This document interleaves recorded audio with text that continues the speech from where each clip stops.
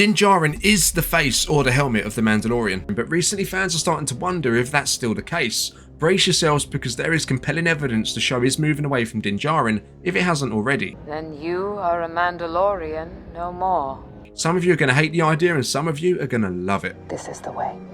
This is the way.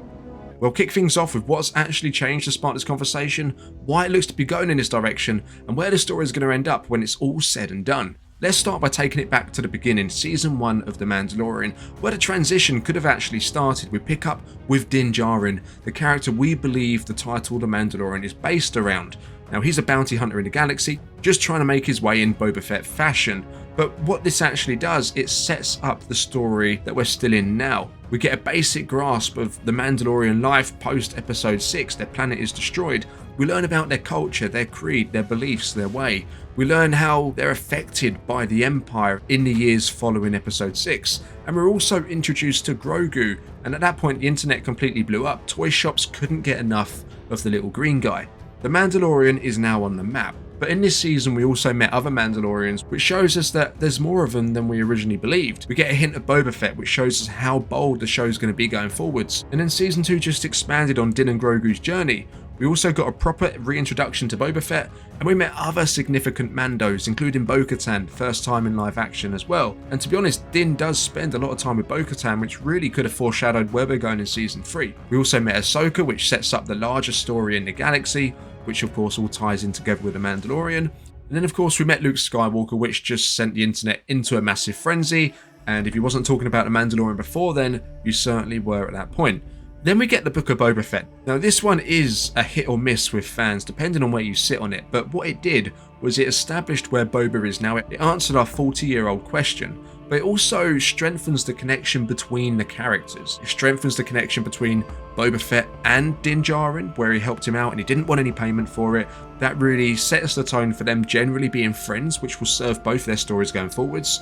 We also got more time with Luke and Grogu. We saw Grogu developing as a character, but we also got to catch up with Luke, and perhaps he will come in and play a role going forwards as well. But we also got Luke and Ahsoka, and they've already met each other at this point, so this isn't their first meeting. You know, they already know each other. Hopefully we get that explored more in the Ahsoka series.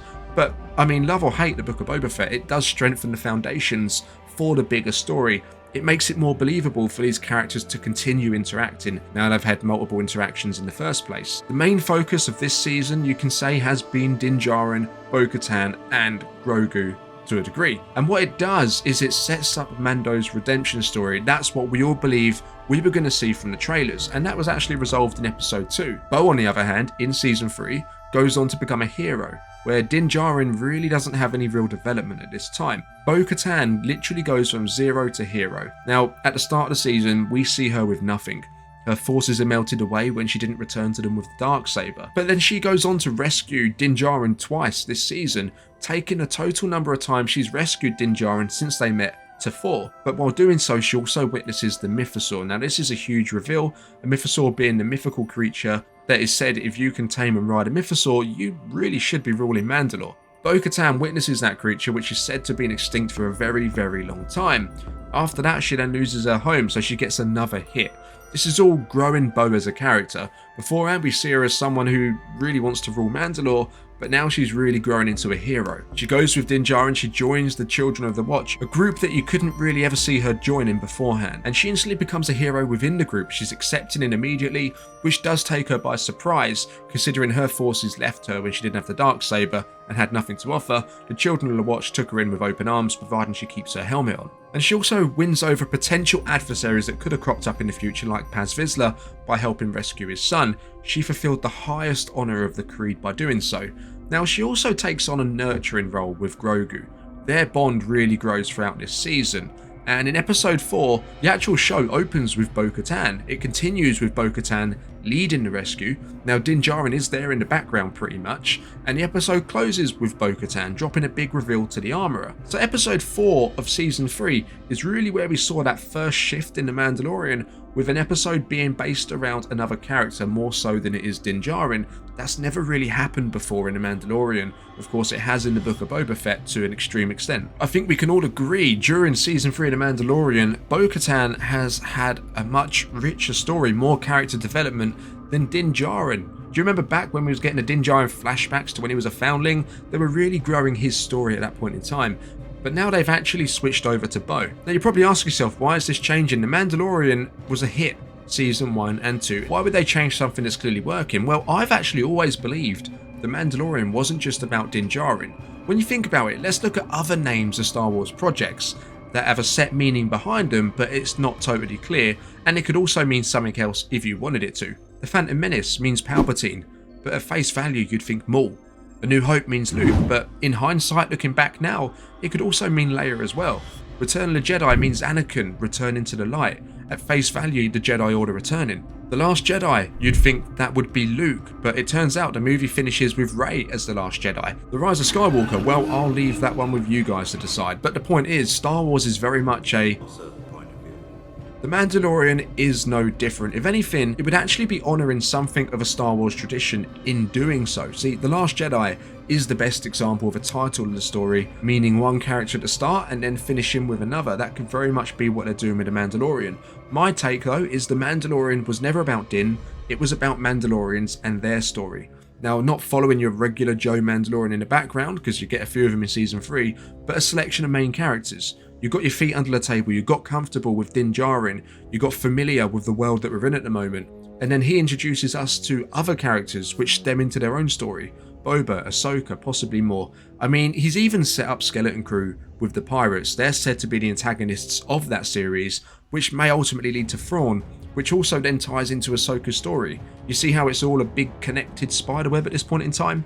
Well, Grogu's story, on the other hand, has always run alongside Din at the same time. We've seen his struggle, we've seen his ability, his potential, and there's a lot of speculation about where Grogu's going to go in the future. Now, we've seen him choose to be a Mandalorian over a Jedi. Now, that could reference a lot of us in the audience. I think a lot more people would choose to be a Mandalorian now than they would have before the show started. Beforehand, most people would have said, I'd rather be a Jedi, right? Oh, okay. Well, Season 3 is no different. Now, we're seeing Grogu take his first steps into the Mandalorian way, more armor training, bonding with other Mandos. Now, of course, this season, there's been a big focus on Bo, more so than Din. Season 3 is very much Bo-Katan's season. She is the Mandalorian as of now.